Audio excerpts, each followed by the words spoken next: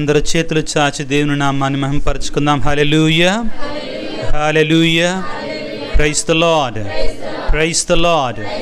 యేసువా వందనం, యేసువా స్తోత్రం, తండ్రి వందనం, తండ్రి స్తోత్రం, ఆత్మదేవా వందనం, ఆత్మదేవా స్తోత్రం. హల్లెలూయా, ప్రైజ్ ది లార్డ్, హల్లెలూయా, హల్లెలూయా, హల్లెలూయా, హల్లెలూయా. మీకు అందరికి ఒక ప్రశ్న. మీరందరూ మీ పిల్లలను ప్రేమిస్తున్నారా? మీ పిల్లలంటే ఇష్టమేనా? ఇష్టమా లేదా? ఇష్టమా కష్టమా? ఇష్టమే. మరి మీ పిల్లలు ఏదైనా అడిగితే ఇస్తారా లేదా? అవసరమైంది. మీ పిల్లలు ఏదైనా చెయ్యమంటే చేస్తారా లేదా? చేస్తారా? అవసరమైంది. పిల్లోడికి మంచి జరుగుద్ది అనుకుంటే చేస్తారా లేదా? ఎందుకని మీ పిల్లల్ని ఏం చేస్తున్నారు? ప్రేమిస్తున్నారు. కాబట్టి మన ఒక వ్యక్తిని ప్రేమించినప్పుడు ఆ వ్యక్తిని బాధ పెట్టకుండా ఉండాలి అనుకున్నప్పుడు ఆ వ్యక్తికి మంచి జరుగుద్ది అన్నదాన్ని చేస్తాం. మనం చెడు జరుగుద్ది అన్నదానిని చెయ్యం. అవునా కాదా? రైట్. ఒకవేళ మన పిల్లలు, మన సొంత బిడ్డలు దారి తప్పిపోతున్నారు, మొదటగా ఏం చేస్తాం? మనం వాళ్ళని గద్దిస్తాం. ఎవరన్నది? గద్దిస్తాం. తర్వాత మందలిస్తాం. ఏం చేస్తాం? మందలిస్తాం. ఇంకా మాట వినకపోతే ఏం చేస్తాం? కర్ర తీసుకొని దెబ్బేస్తాం. కర్ర తీసుకొని ఏం చేస్తారండి? దెబ్బేస్తాం. పెద్దోడు అయిపోయాడు, 20 సంవత్సరాలు వచ్చినాయి, ఇంకా మాట వింటల్లా, ఏం చేస్తావు నువ్వు? ఏం చేస్తాం? కన్నీటితో ప్రార్థన చేస్తాం. ఎస్, చాలామంది తల్లులు ఈ మధ్య కాలంలో నాకు ఫోన్ చెయ్యగానే మొట్టమొదటిగా వాళ్ళు చేసేది ఏంటంటే ఏడవడం. అయ్యా, నా పిల్లవాడు మంచి మార్గంలో లేడు, నా కూతురు పెద్దదైంది, చెడు మార్గంలో నడుస్తుందయ్యా, వాళ్ళ కోసం నేను చేయగలిగింది ఏమీ లేదయ్యా, కన్నీటితో ప్రార్థన చేయటం. ప్రభునందు ప్రియులకు దేవుని బిడ్డలారా, పవిత్ర బైబిల్ గ్రంథములో ఏ తల్లి అయినా ఏ తండ్రి అయినా కన్నీటితో ప్రార్థన చేస్తే దేవుడు వెంటనే పరిగెట్టుకొని వచ్చి వారి ప్రార్థనని ఆలకించాడు, అద్భుతాలు చేశాడు. హల్లెలూయా, హల్లెలూయా, హల్లెలూయా. నాయును విత్తంతువు కుమారుడు చూస్తూ ఉంటే యేసు ప్రభు ఏమన్నాడు? అమ్మా ఏడవవద్దమ్మా అని చెప్పి మరణించినటువంటి తన కుమారుని జీవముతోటి లేపాడు. అర్థమైందా? యాయిరు తన కుమార్తె మరణావస్థలో ఉండగా వచ్చి ప్రభువు పాదాల మీద పడి కన్నీటితో అడగగా వెంటనే తన కుమార్తెను సజీవురాలిగా మార్చాడు. లాజరు మరణించి మార్తా మరియములు కన్నీటితో ఉండగా ఆయన కూడా వాళ్లతో పాటు కన్నీడు కార్చాడు. మరణించిన లాజరును సజీవముతోటి లేపాడు. ప్రియులారా, కన్నీటి ప్రార్థన శక్తివంతమైన ప్రార్థన. కన్నీటి ప్రార్థన శక్తివంతమైన ప్రార్థన. గుర్తుపెట్టుకోండి ఈ మాటని. దేవుని ముందు కన్నీరు కార్చగలిగినటువంటి వాడు ఎవడి ముందైనా కానీ దృఢంగా నిలబడగలడు, బలంగా నిలబడగలడండి. కన్నీటి ప్రార్థనలో మహాశక్తివంతమైన రహస్యాలు ఉన్నాయండి. బైబిల్ గ్రంథంలో కన్నీరు కార్చినటువంటి గొప్ప వ్యక్తులు ఉన్నారు. అన్నాకి పిల్లలు లేనప్పుడు దేవుని సన్నిధికి వచ్చి వేదనాపూరితమైన గుండె పగిలిన హృదయముతో కన్నీరు కార్చగా దేవుడు ఆమెను ఆశీర్వదించాడు. ఆ తల్లి, అయ్యా ఒక్క కుమారుని ఇస్తే చాలయ్యా అంటే 4 కుమారులని కుమార్తెలను కూడా ఇచ్చాడు. హల్లెలూయా, ప్రైజ్ ది లార్డ్. గొడ్రాలైనటువంటి ఆ తల్లి యొక్క గర్భాన్ని పండించాడు, మహా గొప్ప అద్భుతాన్ని చేశాడు. పాపములో పడినటువంటి దావీదు ప్రియులారా పాపాన్ని క్షమించమని కన్నీటితో ప్రార్థన చేశాడు. కీర్తనల గ్రంథంలో తాను రాసుకున్న కీర్తనలో 6, 7, 8లో నేను కన్నీరు కారుస్తూ ఉండగా రాత్రి అంతయు నా తలదిండు నా కన్నీటితో నానుచున్నది అంటాడండి.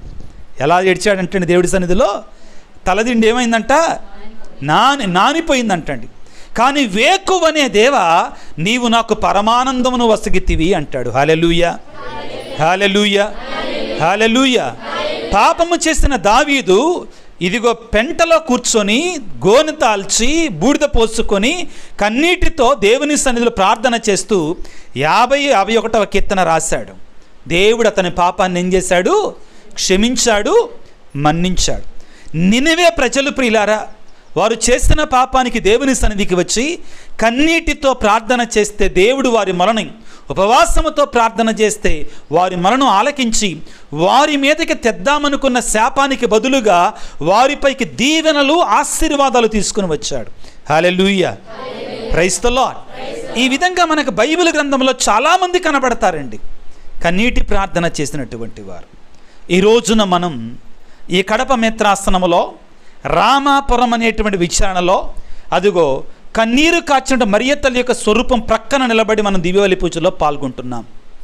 ప్రియులారా, మరియ తల్లి యొక్క కన్నీరు దేనికి పరమార్థం అంటే, మన బిడ్డలము తన మాట వినకుండా తాను చూపించిన దారిని మరచి, దేవుడిచ్చినటువంటి ఆజ్ఞను మరచిపోయి పాపములో పడుతూ ఉండగా ఏ విధముగా ఒక తల్లి తన కుమారుడు చెడు మార్గంలో వెళుతుంటే కన్నీటితో దేవుని సన్నిధిలో ప్రార్థన చేస్తుందో, ఏ విధముగా తన బిడ్డలు బాధలు, వేదనలు, అనారోగ్యం, అస్వస్థతలో ఉన్నప్పుడు ఏ రీతిగా ఒక తల్లి ఒక తండ్రి దేవుని సన్నిధికి వెళ్ళి కన్నీటితో ప్రార్థన చేస్తారో, మరియ తల్లి యొక్క కన్నీరు కూడా దానికి సాదృశ్యంగా మనందరము స్వీకరించాలి.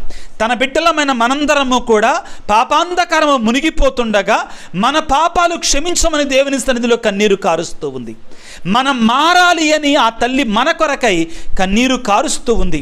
ఇంతకుముందు ఫాదర్ గారితో మాట్లాడుతున్నానండి, ప్రసాద్ ఫాదర్ గారితో మాట్లాడుతున్నా. ఇద్దరు కూడా ఏంటి ఇది దేనికి సాదృశ్యం అని అంటే, ఇద్దరం తెలియకుండా ఒకేసారి అంటున్నాం, ఇంకేముంది, మానవాళి పాపమును విడిచిపెట్టాలని వేదనకి గురుతు అని చెప్పారు ఫాదర్ గారు, బాధకి గురుతు అని, శ్రమలకు గురుతు అనే పదాన్ని వాడారు ఫాదర్ గారు.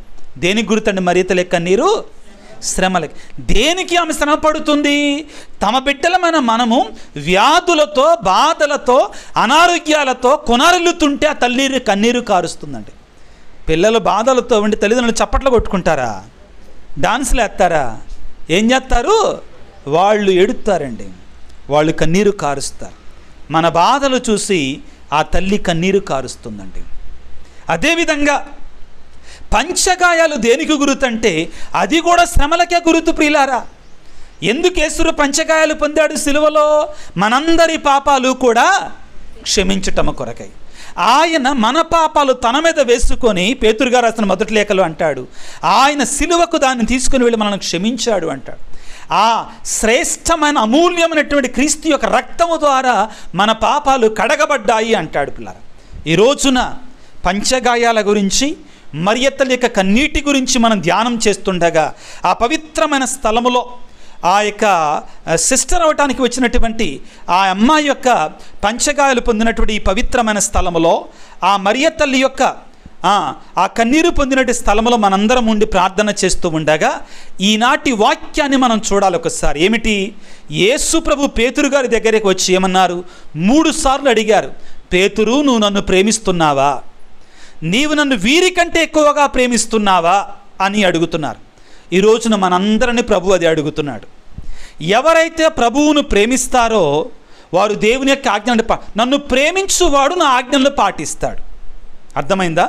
అటువంటి వారు దేవుని సంతోష పెడతారు.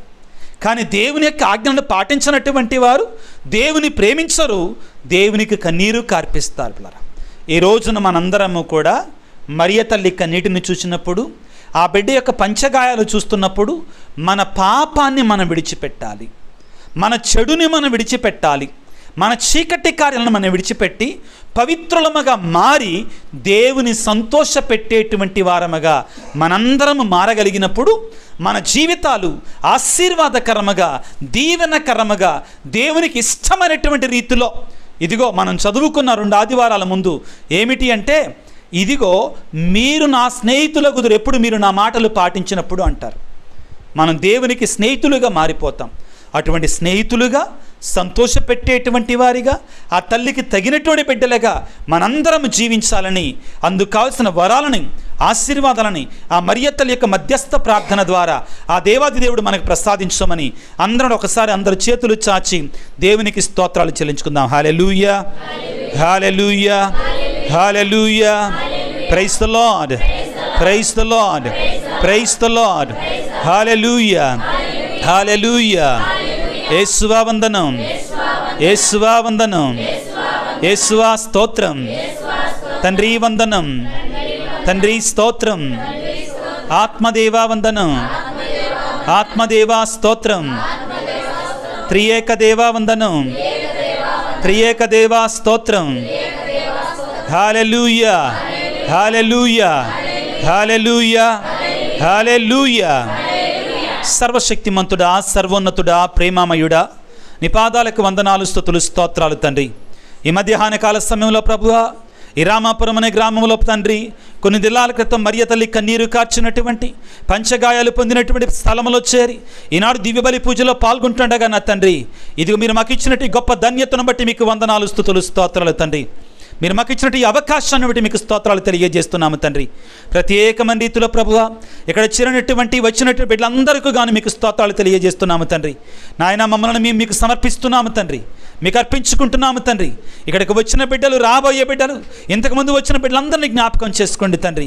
ఎంతో వేదనతో, బాధలతో, కష్టాలతో, కన్నీటితో ప్రభువా నీ బిడ్డలకు ఇక్కడికి వస్తున్నారు తండ్రి. నీ తల్లి అయిన మరియ తల్లి యొక్క మధ్యస్థ ప్రార్థన ద్వారా వారి బాధలన్నిటిని, కష్టాలను, కన్నిటిని ఆలకించండి నాయన. వారి వేదనను తొలగించండి నాయన. నీ కృపను వారి మీద కుమ్మరింపచండి చేయండి ప్రభువా. నీ దగ్గర ఉన్నటువంటి శ్రేష్టమైన దీవెనలను, అద్భుతమైన ఆశీర్వాదాలను ప్రభు నీ బిడ్డల మీద కుమ్మరింప చేయండి ప్రభువా. మేమందరం కూడా పాపాన్ని విడిచిపెట్టి పరిశుద్ధత వైపు ప్రయాణం చేసుకుంటూ నీ సన్నిధికి వచ్చి నీ వలె నేను పరిశుద్ధులైనట్లు మీరు కూడా పరిశుద్ధులై ఉండండి అని ఆహ్వానిస్తున్నావు తండ్రి. నీ తల్లి పరిశుద్ధురాలన్నట్లు మేము కూడా పవిత్రంగా జీవించడానికి కావాల్సిన శక్తిని ప్రసాదించండి.